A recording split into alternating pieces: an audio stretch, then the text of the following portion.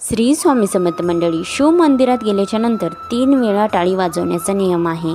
शिवमंदिरात 3 वेळा टाळी का वाजवावी? पहिली टाळी भगवान शंकरांना आपण मंदिरात आल्याची उपस्थिती आपली सांगण्यासाठी वाजवावी. तसेच दुसरी टाळी, जरी तुम्ही भगवान शंकरांना काहीच मागितले नाही तरी भगवान शंकरांना आपल्या मनातील इच्छा सांगण्यासाठी, तसेच धन धान्य प्राप्तीसाठी देखील दुसरी टाळी वाजवली जाते.